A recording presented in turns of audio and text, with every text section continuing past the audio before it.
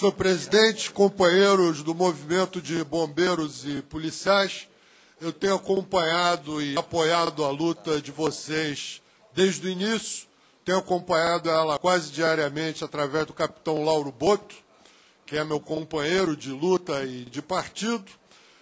Há alguns anos eu vinha tentando discutir com o governo do Estado o absurdo que é o tratamento salarial desrespeitoso que o governo do Estado dava ao Corpo de Bombeiros, um dos salários mais baixos de todo o país.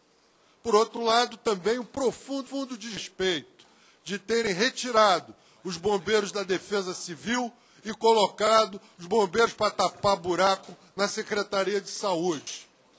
E percebi a má vontade, a intransigência, a irresponsabilidade com que esse assunto foi tratado. E essa coisa foi como numa panela de pressão, acumulando vapor, até que um dia explodiu. Explodiu e eles tiveram que recuar em condições confusas, deixando uma série de sequelas como essas que nós estamos tentando corrigir agora, com essa anistia. E isso poderia ter sido evitado se tivesse havido um mínimo de respeito, um mínimo de previsão, um mínimo de responsabilidade por parte do governo do Estado do Rio de Janeiro.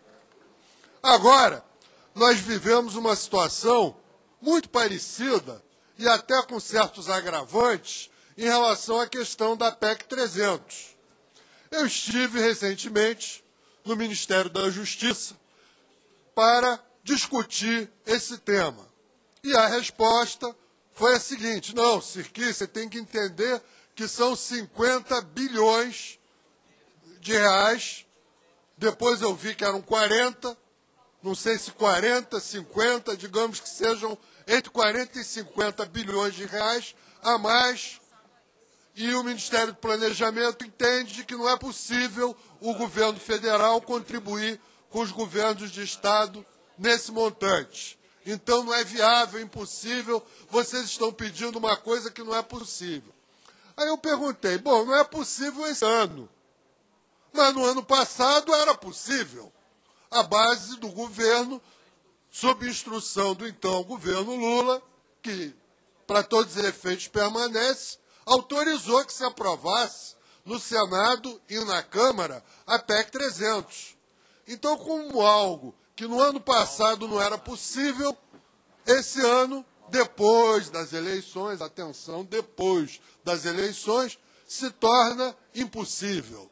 Eu acho isso uma grande irresponsabilidade. Então, se no ano passado era possível, vamos ver que mudança se pode fazer no orçamento, que corte de despesa em outras áreas, tanto de investimento quanto de custeio, podem ser feitos para poder pagar a PEC 300. Vou dar um exemplo. Vocês ouviram falar no trem-bala. Qual é o custo do trem-bala? Segundo cálculos iniciais, era 32 bilhões. Eu acabo de ter acesso a um estudo feito pelas empreiteiras interessadas em construir o trem-bala, que o seu custo é de 51 bilhões. A gente teve outro dia aqui na Câmara um absurdo, que foi a aprovação da medida provisória 517, dando incentivos fiscais, ou seja, renunciando impostos, dando de presente dinheiro que poderia ter sido arrecadado, da ordem de R$500 bilhão para a construção de usinas nucleares. Quando na Alemanha as 22 usinas vão ser fechadas, quando o Japão parou para refletir a respeito das usinas nucleares, aqui a gente, em vez de parar para pensar, não, dá um incentivo fiscal dessa ordem de pelo menos 500 milhões de reais para usinas nucleares. Então a gente pode olhar numa série de investimentos e também numa série de rubricas de custeio, como um aumento absurdo dos cargos comissionados de livre provimento durante esses últimos 8 anos, onde, de fato, se pode cortar para poder financiar a PEC 300. Agora, eu acho, e aí vou ser muito sincero com vocês, que a discussão sobre a PEC 300 não pode ser apenas uma discussão sobre uma questão estritamente salarial. A gente tem que colocar isso em perspectiva numa profunda discussão sobre as carreiras dentro da segurança pública. Tem que haver um plano de carreira para a Polícia Civil, a Polícia Militar, o Corpo de Bombeiros, e tem que haver também o fim do bico. Uma situação onde o bombeiro, o policial militar e o policial civil tenham a dignidade de poder se dedicar a essa profissão exclusivamente. Serem profissionais exclusivos da segurança pública, com dedicação exclusiva. E mesmo aqueles que forem obrigados, pela natureza da sua função operacional, a ter tipos de horário especiais, do tipo escala de serviço, que tem que ser diferente da escala que tem hoje, que a Polícia Militar é 24/48, a Polícia Civil 24/72, e não há rotina policial decente que resista a esse tipo de escala de serviço e ao tipo de duplo emprego e de bico que é obrigado a fazer, mas, de qualquer maneira, mesmo que não seja 8 dias por 8 horas por dia, 5 ou 6 dias por semana, se for um horário especial, a outra parte tem que ser dedicada ao adestramento, ao aperfeiçoamento profissional e até aos exercícios físicos, porque nós vemos, sobretudo na Polícia Militar e na Polícia Civil, muitas vezes os soldados e os policiais num preparo físico deplorável. Então, o profissional da segurança pública e o bombeiro, ele tem que ter tempo para trabalhar com dedicação exclusiva, para se aprimorar profissionalmente, para poder subir na profissão, para se adestrar em relação a técnicas específicas que ele precisa e para poder também fazer o seu exercício físico, para se manter em forma, porque é necessário tanto para o bombeiro, quanto para o policial civil, quanto para o policial militar.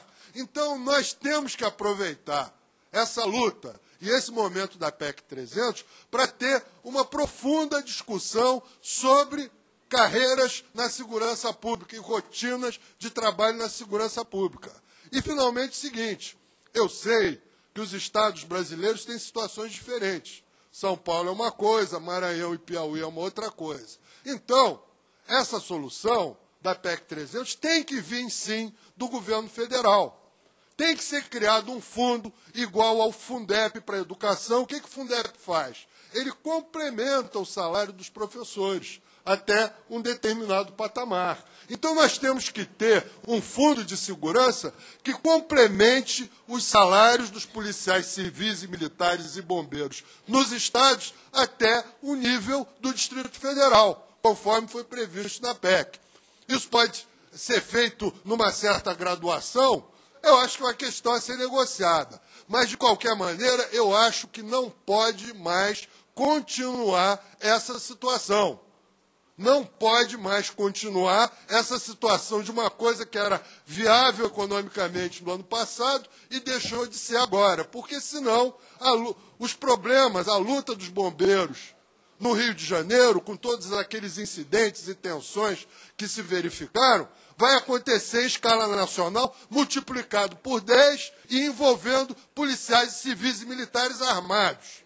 Ninguém quer que isso aconteça. Então, se nós não queremos que isso aconteça, é necessário negociar com seriedade e com respeito à questão da PEC. É sentar e negociar. Muito obrigado.